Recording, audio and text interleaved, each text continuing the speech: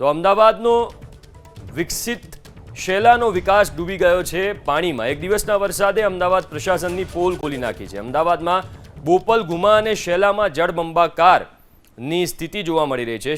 શેલામાં sky city circle વિસ્તારનો આખો માર્ગ પાણીમાં ગરકાવ થઈ ગયો છે।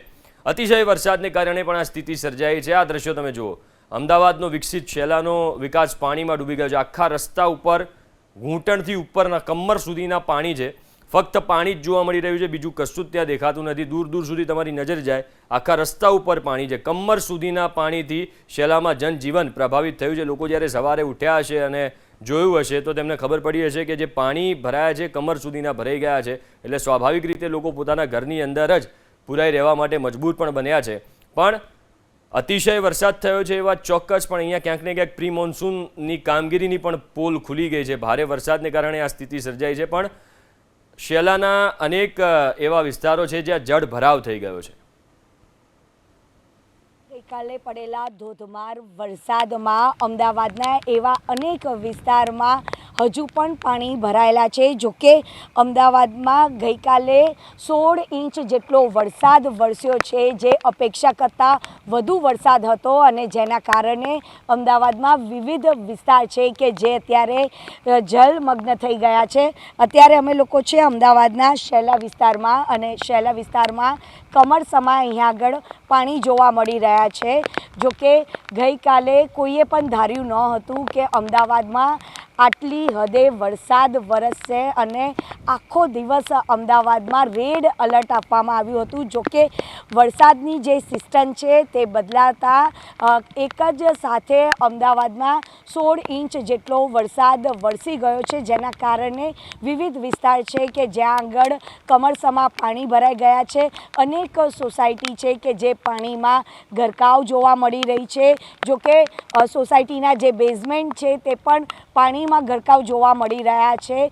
પણ આજે પ્રશાસન દ્વારા સ્કૂલો બંધ છે, જેના કારણે બાળકો અને વાલીઓને તો રાહત છે, અને તમામ લોકોને અપીલ પણ કરવામાં આવી છે કે શક્ય હોય તો ઘરે જ રહેવું, કારણ કે અનેક એવા વિસ્તાર છે કે જે અત્યારે પાણી જોવા મળી રહ્યું છે, કમરસમા પાણી જોવા મળી રહ્યા છે। અનેક લોકોના વાહનો બંધ થઈ ગયા છે। અનેક સ્કૂલો જે કાલે ચાલુ હતી તેની બસો પણ અત્યારે બંધ હાલતમાં જોવા મળી રહી છે।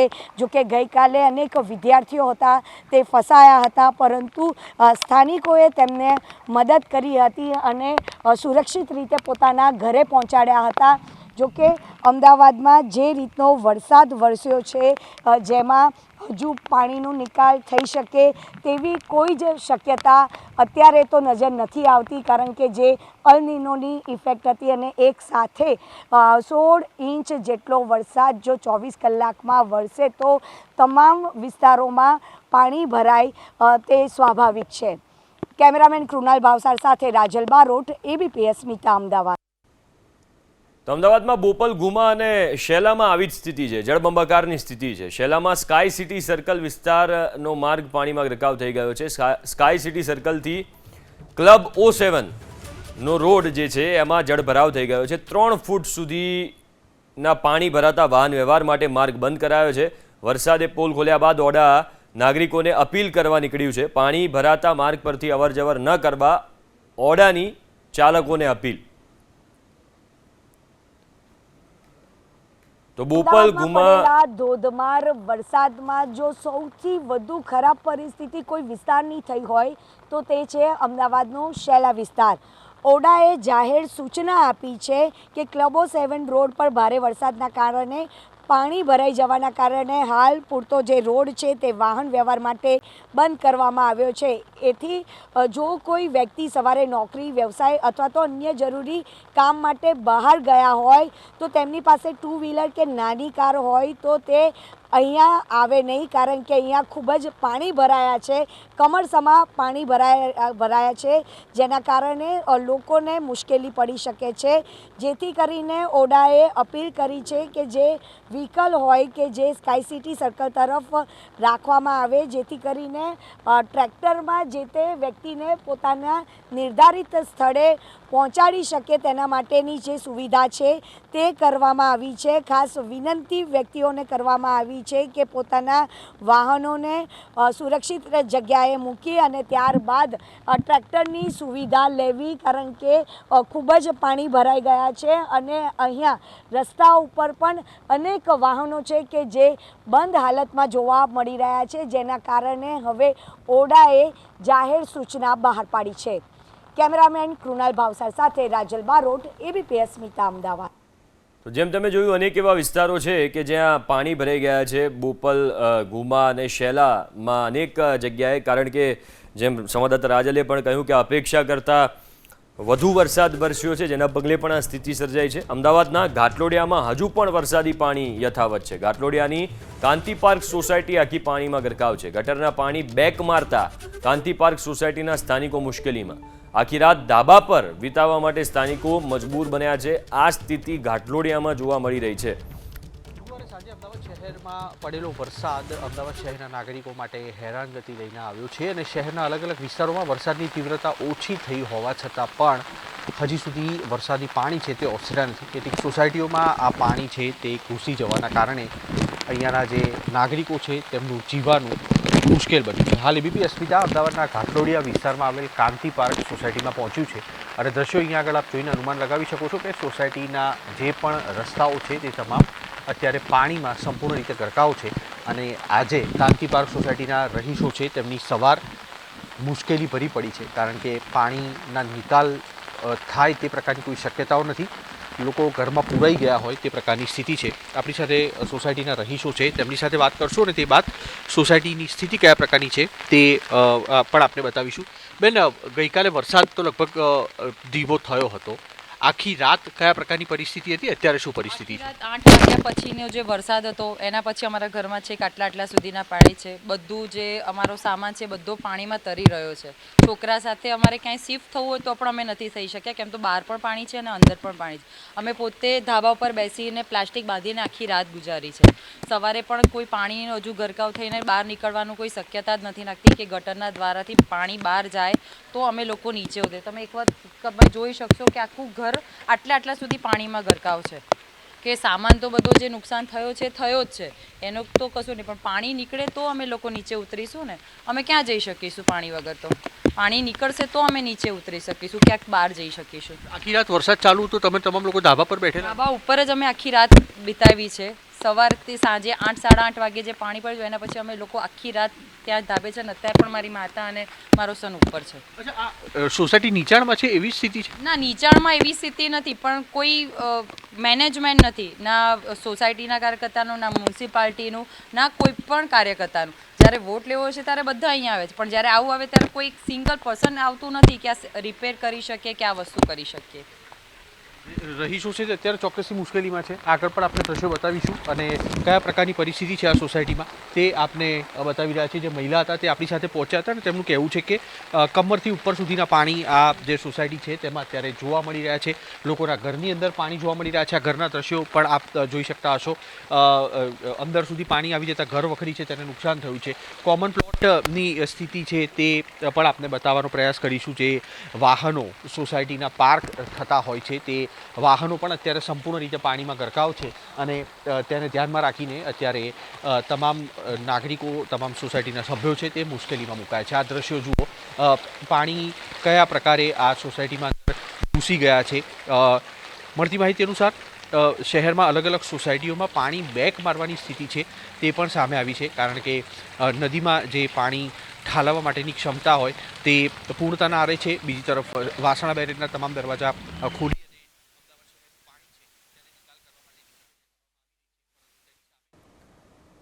તો સંવાદદાતા કુશાંક ઘાટલોડિયાની કાંતિ પાર્ક સોસાયટીમાં એમણે દ્રશ્યો બતાવ્યા. એવી સ્થિતિ છે કે ગટરના પાણી બેક મારતા આખી સોસાયટી પાણીમાં ગરકાવ થઈ ગઈ છે અને લોકોને ધાબા ઉપર સૂવાની ફરજ પડી છે. ઘાટલોડિયાની આ સ્થિતિ, ઘાટલોડિયાની કાંતિ પાર્ક સોસાયટીમાં આખી સોસાયટી પાણીમાં ગરકાવ થઈ ગઈ છે. સ્થાનિકો આપણી સાથે સ્થાનિક છે, તેમની સાથે વધુ એક વખત વાત કરવાનો પ્રયાસ કરીશું. દર વર્ષે આ પ્રકારની સ્થિતિ થાય છે, કારણ કે આ કોમન તમારો પ્લોટ છે અને તેમાં આ પ્રકારે વાહનો પાણીમાં ગરકાવ છે. આ નુકસાની કેટલી થાય એમાં? દર વર્ષે તો નહીં થતું, બટ છે ને 2-3 વર્ષમાં એકવાર તો આ જરૂર થાય જ છે. જ્યારે જુલાઈ ઓગસ્ટના મહિનામાં આવો આવે છે વરસાદ વધારે, ત્યારે અહીંયા નુકસાન થાય જ છે. અને ગાડીઓ આ તો અહીંયા ઓછી છે, નહીં તો રાત્રે બધાએ ગાડીઓ બહાર મૂકી દીધી એટલે બચી ગયા. અહીંયા 2-3 ગાડીને નુકસાન થયું છે. કોમન પ્લોટમાં એ તો દર વર્ષે આવી જ સ્થિતિ હોય છે વરસાદ. ગઈકાલે બપોર પછી જે વરસાદ ચાલુ થયો હતો તે પછી વરસાદની તીવ્રતા ઘટી ચોક્કસથી, પણ આ જે મુશ્કેલી છે અહીંયા આગળ તે હવે આપ દૂર કેવી રીતના થશે? એ તો હવે કાર્યકર્તાઓ જોશે, એમને પાણી કાઢવાનું કામ કરવું પડશે પહેલાં તો. અને મ્યુનિસિપાલિટી પણ કંઈ કામ અત્યારે થયું નથી. બહારનું પાણી ક્લિયર થયું પણ સોસાયટીનું નથી થયું, તો હવે એમને એ કરવું પડે ને પહેલાં. એના પછી આ પરિસ્થિતિ સારી થશે અને પછી ગાડીઓ બધી અંદર આવશે, પછી લોકોનું કામ પાછું ચાલુ થશે. અત્યારે વરસાદના લીધે લોકોનું કામ બી અટકાયેલું છે. સોસાયટીમાં પાણી હોવાના કારણે નાગરિકો છે તે ઘરમાં પુરાઈ રહેવા માટે ત્રસ્ત છે. અને એક વૃદ્ધ છે પણ આપણી સાથે પણ વાત કરશું. દાદા, આ પરિસ્થિતિમાં હવે ઘરમાં પુરાઈ રહેવું પડે તે પ્રકારની પરિસ્થિતિ છે. વાહનોને પણ વ્યાપક નુકસાન અહીંયા આગળ થતું જોવા મળી રહ્યું છે. દર વર્ષે આવું થાય છે? જ્યારે વધારે પડતો વરસાદ પડે તોય શું, અને 1-2 ઇંચ વરસાદ પડે તોય શું, પણ આ રીતના પાણી ભરાઈ જાય છે અને આ સમસ્યા ચાલુ રહેશે. અને જ્યારે ઇલેક્શન આવે ત્યારે માય બાપ કરીને હાથ પગ જોડતા આવે છે, અમને વોટ આપજો, અમને જીતાડીએ ત્યાર પછી અમને તો કોઈ ઓળખતા નથી. એ રીતના જાણે વર્તે છે. બાજુની સોસાયટીમાં એક વરુણ પંપ મૂકેલો છે કોર્પોરેશન તરફથી, જે પાણી છે તે ખેંચવા માટેનો. અહીંયા આગળ આ પહોંચ્યો નથી હજી? નહીં, હજુ સુધી આવ્યો નથી. આવ્યો હોત તો પછી આ પાણી ભરાયેલી સમસ્યા રહે ક્યાંનું નીકળી ગયું હોત. કાલ રાતનું બપોરે 9 વાગ્યાનો, સવારના 9 વાગ્યાને ચાલુ થયો, પછી 2 કલાક વિશ્રામ લીધો વરસાદે, ત્યાર પછી પાછો તૂટી પડ્યો. તો આ થોડું પાણી ઓછું થયું ત્યાં તો પાછું ભરાઈ ગયું. આ ભરાયેલું જ રહે છે. પાણી જરાય બી નીચે ઉતરવાનું નામ જ નથી દેતું. એના માટે મ્યુનિસિપાલિટી, કોર્પોરેશન, સરકાર કે કોઈ વ્યક્તિ આવી નથી. કેટલા આપણે સોસાયટીમાં બંગલા કેટલા હશે, મકાનો કેટલા હશે? 138 ટેનામેન્ટ છે. 138 ટેનામેન્ટ છે. તમામ લોકો અત્યારે તો ઘરમાં રહેવા માટે મજબૂર હશે? હા, મજબૂર 100%. 138 જેટલા મકાનો છે અને તમામ લોકો અત્યારે ઘરમાં રહેવા માટે મજબૂર છે. આપ જ્યાં પણ દ્રશ્ય જોશો, લોકો એક માળ ઉપર ચડેલા આપણે જોવા મળશે. આ તરફના બંગલાના દ્રશ્ય જોશો, તે બાદ તેની બાજુનું જે બંગલો આવેલો છે ત્યાં આગળ પણ, અને આ તરફ જે લોકો છે તે પોતાના મકાનોની બારીમાંથી પ્રતીક્ષા કરી રહ્યા છે કે ક્યારે વરસાદ બંધ થાય અને ક્યારે આ પાણી છે તો ઓસરવાની શરૂઆત થાય. કારણ કે પાણીનો નિકાલ થઈ શકે તે પ્રકારની વ્યવસ્થા નથી. અને તેવા સંજોગોમાં અત્યારે ઠેર ઠેર જે સોસાયટીનો કોમન પ્લોટ છે ત્યાં આગળ પાણી ભરાઈ જતા વાહનો છે તે અત્યારે તણાઈ રહ્યા છે. કેમેરામેન પ્રદીપસિંહ સાથે કુશાન સોની, એબીપી અસ્મિતા, અમદાવાદ.